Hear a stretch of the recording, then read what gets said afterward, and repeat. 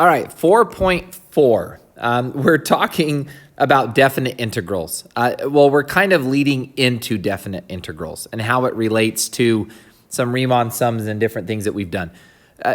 I'm going to try and keep today's video a little bit shorter. I'm going to try and get through the examples quickly. The nice thing about today is we're taking this idea of area under a curve. And instead of writing it as, in the last lesson, we took the curve and we broke it up into different shapes of rectangles, different amounts of rectangles, and we added them all together. Today, we're going to look at that area just a little bit differently. And to start with, the nice thing about the areas that we do today is we are actually, all of the shapes that we use, are going to be shapes that you can find the area of. You're not going to have to break them up into a bunch of rectangles. They're shapes that you know the area of. The difference is our notation. So the area under a curve, the area under a function is equal to the integral. Instead of just an indefinite integral, notice that we have an integral going from a to b of f of x dx. What that means is if this is my function, and a is right here and b is right here, it's just saying that the area is equal to the integral between these 2 points.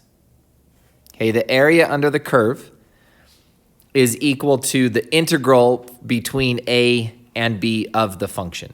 All right, now again, today we're not going to actually be taking the integrals of the function. Today we're just going to be looking at the diagrams and the graphs and finding the area that way. The a to b is just telling us the distance. Again, we're basically still using interval to find the area, but this time, like I said, they're going to be nice shapes. So sketching the region from 1 to 4 of 5 dx. So I have a graph, and I'm going from 1 to 4, and my function, it says that it's 5. So all that means is that from 1 to 4, my value is 5. That's it. So I have a rectangle that is 3 wide and it's 5 tall. So the integral from 1 to 4 of 5 dx is the same as the area of that shape, which is just 15. It's just the length times the width. The integral from 1 to 4 of 5 is just the area of that shape.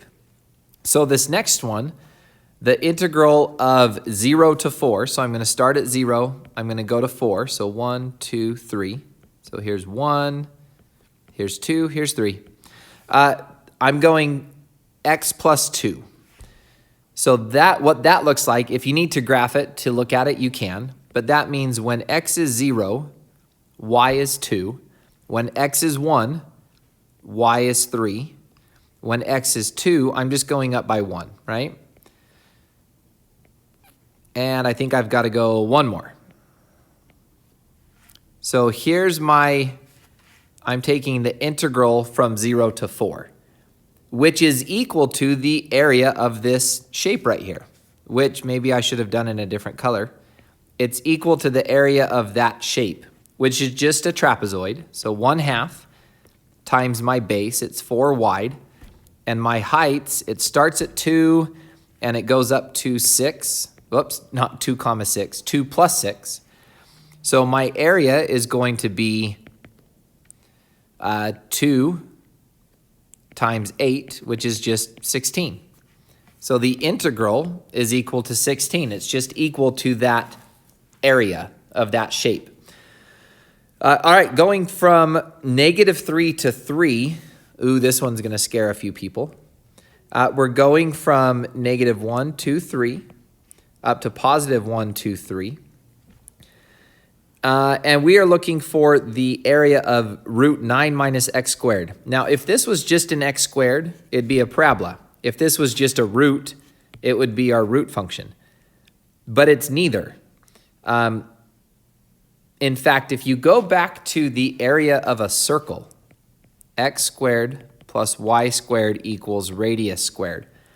If I solve for y, that becomes y squared equals r squared minus x squared, which becomes y equals the square root of r squared minus x squared.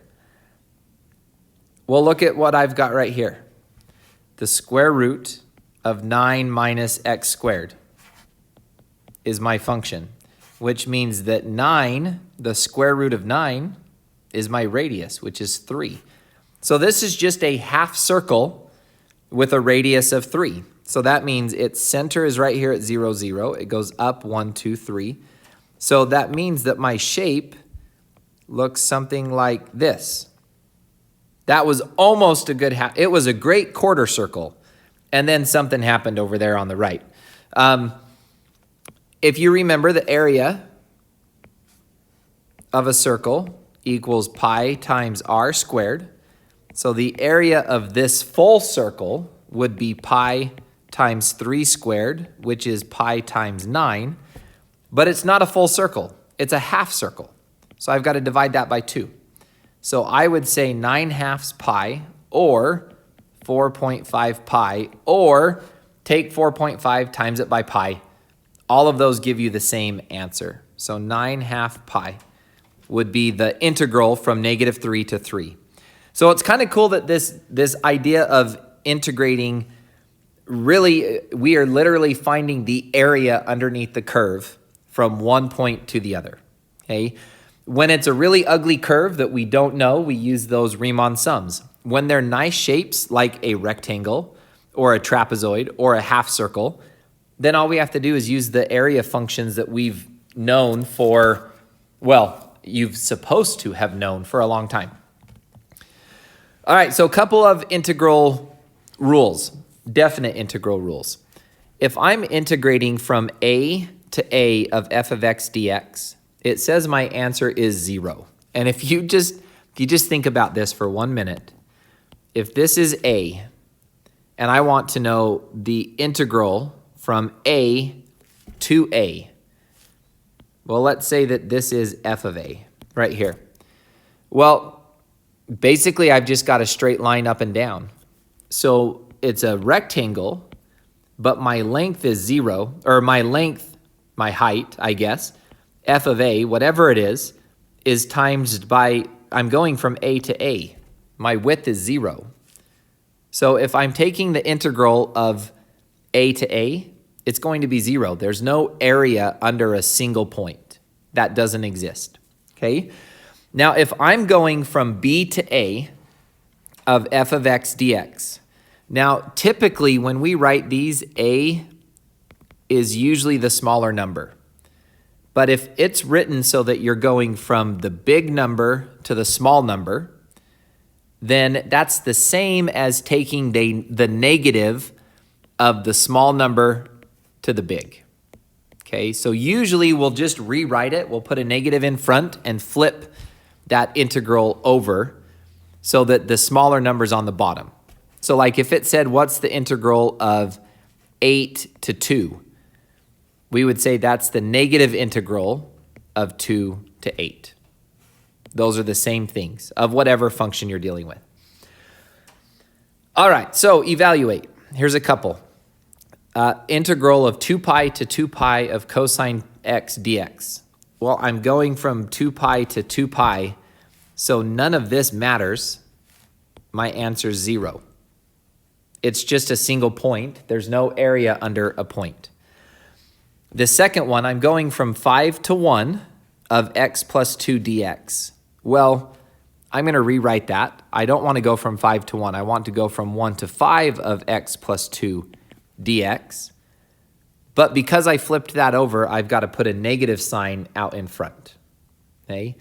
So if I go back to my x plus 2 function, I'm going from 1, I'm going up to 5. So there's 2, 3, 4. And I'm starting at 1. So if I plug in a 1, I'm up here at 3. If I plug in a 2, I'm up here at 4. And then I'm at 5, and then I'm at 6, and then I'm at 7. So this is 7. This is 3. So I'm finding the area of this shape. So it's just a trapezoid, 1/2. My base is 4. My height is 3 plus 7. So that's 2 times 10, which is 20. But I'm not looking at the integral of 1 to 5. I really want the integral from 5 to 1. So that 20 has to change to be a negative 20, which doesn't make a lot of sense in the real world to have a negative area. That's not really a thing. But mathematically, we can find a negative area. Okay, a couple more properties. None of these are very difficult, just ones that we want you to be able to use. The integral from a to b of f of x dx is equal to if I go from a to c and then add from c to b. So basically, let's say I have a function, and this is a, and this is b. What it's saying is you can take the integral of going from a to c and then add the integral going from c to b, which you might want to do. Let's say that from a to c you have something like a half circle, but then from c to b you get a linear line. Maybe it's some weird function that does that. Then I wouldn't want to try to do a to b all itself. I would want to do this piece and then this piece and add those together. That's probably going to be a lot easier than trying to do them at the same time. Other rules, integral of a to b of k f of x, just like with derivatives, you can move that k to the front. You can move the constant out to the front.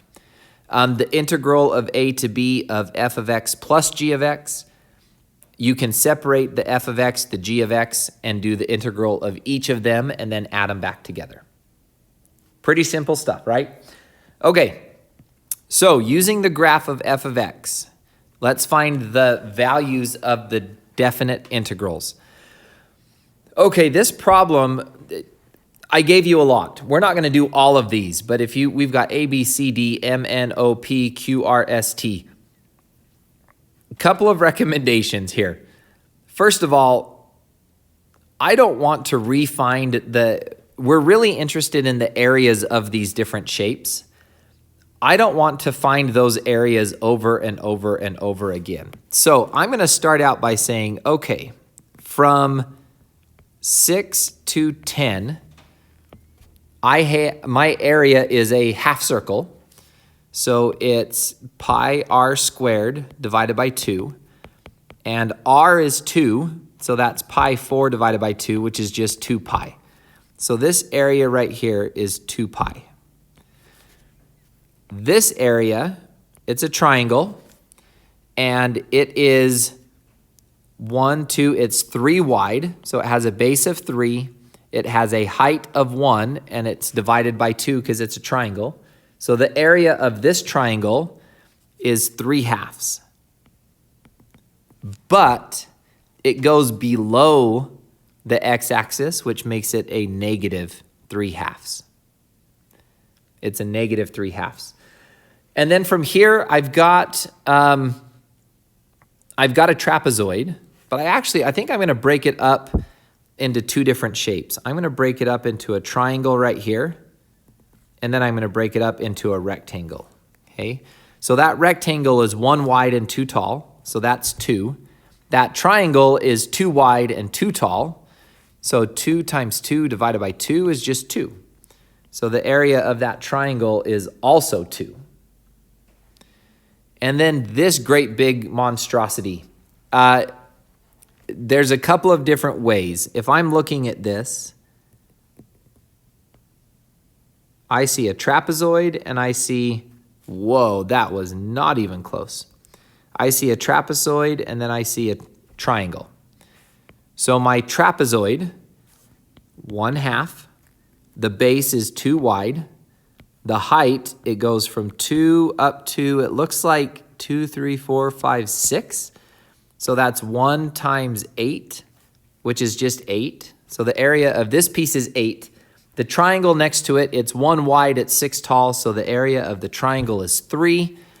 And then I have this last little shape right here, this little triangle. And it goes over 1, down 1. So its base is 1, its height is 1, and then we divide by 2, so that just becomes a half. But again, it's below the x-axis, so we're going to call that a negative area. We're going to call that the negative half.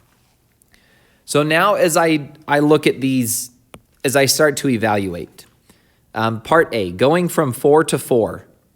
Well, we know going from 4 to 4, our answer is 0. Okay, going from 0 to 1. So if I go from 0 to 1, my area is just that rectangle, so my area is 2. Going from 1 to 3, that's just right here. My area is also 2. Going from 0 to 3, well, that would be the rectangle plus this triangle, so that's going to be 4. So if you already know what they are, these go a little bit quicker. You don't have to recalculate every single time. What if I go from -3 to 0? So if I'm going from -3 to 0, I'm going to take that triangle that's 3, and I'm going to add that trapezoid that's 8, and those are going to be 11. How about from 0 to -3? Ooh, now this is a problem because I can go from 0 to -3, but that's actually, 0's bigger. I'm supposed to go from -3 to 0, and I'll just take the negative of whatever that is. Well, we just found that. From -3 to 0, it was 11. But I'm going the other way. I'm going from 0 to -3, so I have to make it a -11. Okay, how about going from -4 to -3? So -4, let's get rid of this. -4 to -3 is this distance right here, which is just -1/2. It's just that part of the triangle that's underneath. How about going from -4 to 0? -4 to 0 is all the way to here. So I'm taking -1/2, and I'm adding 3, and I'm adding 8, which is going to be what, 10.5? Because I've got to go all the way to 0. So 10 and 1/2, or 10.5, or 21/2, however you want to do it. Okay. How about -4 to 10? All right, so that's the whole distance, right? That's all of those distances added together. So I've got -1/2 plus 3 plus 8 plus 2 plus 2 minus 3/2 because it's a negative, and then plus 2 pi. So that's going to give me 15 plus 2 pi minus 1/2, and 3/2 is like minusing 2. So that's going to be 13 plus 2 pi. And I'm okay with leaving your answer in terms of pi. No problem there. R and S. What is the absolute value of the integral from -4 to 10? Well, the absolute value is on the outside. So that means I take the integral and then I make it positive. Well, it's already positive. So it's still 13 plus 2 pi. I just took that integral and it was positive to begin with, so it's still positive now. But look at S. I'm going from -4 to 10, but instead of the absolute value being on the outside, it's on the inside. So I'm taking the absolute value of each section, which means this -3/2 right here is actually going to change to a positive 3/2, and this -1/2 is going to change to a positive 1/2. So instead of getting 15 plus 2 pi minus 2, that minus 2 is a plus 2. So that's going to end up being 17 plus 2 pi when you add them all together. The last one, going from 1 to -1, well, we know we can't do that, so I want to go from -1 to 1 of -2 times f of t. All right, -2, I can put that in front, and a negative times a negative makes that a positive 2. So -1 to 1 of f of t. So if I go from -1 which is right here, to positive 1, which is right here. Oh, that's rude. It's going to make me break up my trapezoid. All right, so we've got to make a new shape right here. We haven't found the area of this piece yet. But that's not too bad. I can actually do the formula, or if I look at the picture, this is one block, this is one block, and this right here is a rectangle cut in half. So that rectangle is 1 by 2, so the whole rectangle is 2, but it's cut in half. So that's another 1. So that part is just 3. So I've got -2 times 3 plus, what do I get from 0 to 1? I get 2. So -2 times 3 plus 2 is -2 times 5, which is, why am I timesing by -2? I should be timesing by +2. Where did that negative come from all of a sudden? +2 times 5 is 10. I don't know why I decided to switch it to a negative. We switched it right here. We timesed it over here. -2 times -1 is just 2. So if it gives you a picture, if it gives you a graph like that, find the areas really quick. Break it up into pieces that you know, and it's going to make, even though this was like 12 questions, those 12 questions can go pretty quick. Okay, last examples.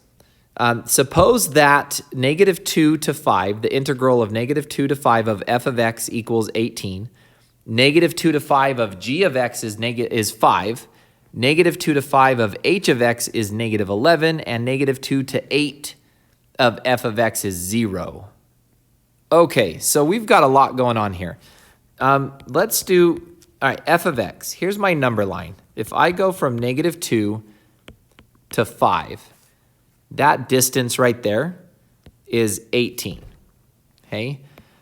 G of x, if I go from -2 to 5, on g of x, that distance is 5. So we've got 18, we've got 5.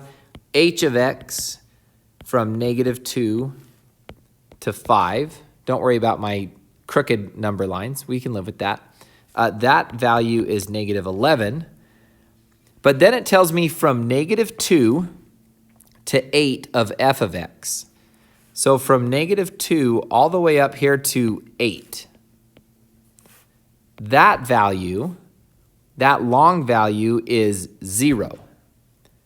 Kind of interesting. Well, we know that from -2 to 5 is 18. So that means from 5 to 8 has to be -18.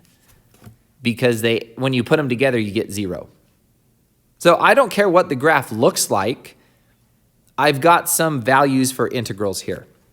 So playing with some of our integral rules, going from -2 to 5 of f of x plus g of x. So this is part A. So -2 to 5 of f of x is 18. -2 to 5 of g of x is 5. So I can add those together and get 23. Whatever my units are, I'm at 23. -2 to 5 of f of x is 18, minus -2 to 5 of g of x, so I'm going to minus 5, minus -2 to 5 of h of x, that's minus -11, so 18 minus 5 plus 11, that's 29 minus 5, so just 24. Now, I'm probably skipping some steps, and I'm doing this in my head a little bit, and maybe I shouldn't. When I break these up, I'm going from -2 to 5 of f of x, and then I'm minusing -2 to 5 of g of x, and then I'm minusing -2 to 5 of h of x. So I'm taking this one integral, and I'm subtracting all the different parts, okay? C wants me to go from 5 to -2. Well, that's backwards. So I need to flip that to -2 to 5. And it wants me to take that of 4g of x. Well, to rewrite, that 4 can come in front. So -4, integral -2 to 5 of g of x. Well, going from -2 to 5 of g of x, wasn't that 5? So that's just -4 times 5, which is -20. right? Because g of x from negative 2 to 5 right here is just 5. So we're kind of just manipulating what we know a little bit. The integral from 8 to 5, yuck, negative 5 to 8 of 1 minus f of x dx. So that means I can split this up. I can go negative 5 to 8 of 1 dx, and then I can do this negative right here makes it a positive 5 to 8 of f of x dx. It's kind of like you're distributing that negative, right? Because the negative of the negative make it a positive. Well, I like this one. Going from 5 to 8 of 1, all that means is I'm going from 5 to 8, and my value is 1. So I just have a rectangle that's 1 tall and 3 wide. So that's going to be negative 3, because that negative out in front. Plus, going from 5 to 8 of f of x up here, that's 18. So that's going to equal 15 of whatever my units are, right? Oh, no, I'm going from 5 to 8. Ooh, pay attention, Mr. Reed. Negative 3 plus going from 5 to 8 of f of x is negative 18. So my answer should be negative 21. All right, we better be careful. I'm just making assumptions and using the wrong pieces. We're going from 5 to 8. Okay, I think we're good there. K, I'm going from 1 to 8 of f of x minus 3. So 1 to 8 of f of x minus 3 plus 1 to 8 of 3 dx. Should probably put a dx on all of these. Okay, going from 1 to 8, I have no idea what those values are. But look what happens. When I plug a 1 into x, that becomes f of negative 2. And when I plug an 8 into x, that becomes 8 minus 3. That becomes 5. So really, plugging in 1 through 8 is the same as plugging in negative 2 through 5 of the regular f of x function, which I think is so cool because even though there's a minus 3, I can actually minus the 3 from my interval out there. So going from negative 2 to 5 of f of x plus going from 1 to 8 of 3 dx. Well, negative 2 to 5, to be careful, negative 2 to 5 up here, that's 18, plus going from 1 to 8, so here's 1, here's 8, and I'm up 3, just gives me a rectangle that's 3 by 8, so that's 24.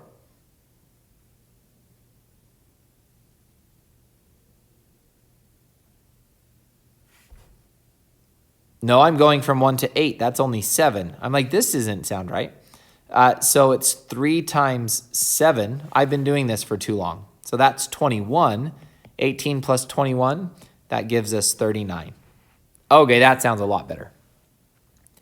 And then this last one. I'm running out of space, but you know what? We'll make it work.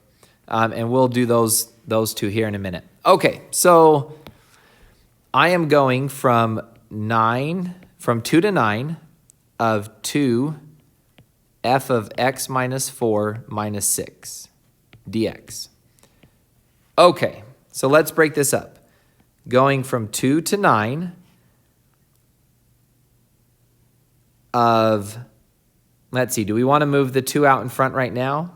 Yeah, let's move the 2 out in front right now. Of f of x minus 4 minus, let's see, that 2 is just in front of the f of x. So I don't have to put it in front of this part. So it's just f of x minus 6. So that means 2 integral 2 to 9 of f of x minus 4 dx minus the integral from 2 to 9 of negative 6. So x minus 4, if I plug in a 2, 2 minus 4 becomes negative 2. So that's actually like taking the integral of negative 2. If I plug in a 9, 9 minus 4 is 5. So that's kind of like taking the integral of negative 2 to 5 of the regular f of x dx, minusing my 2 to 9 of negative 6. Well, negative 2 to 5, we know that that was 18. So 2 times 18 minus, going from 2 to 9, here's 2, here's 9 of negative 6. It means that I'm going to get negative 6 times 7. So that's going to be negative 42.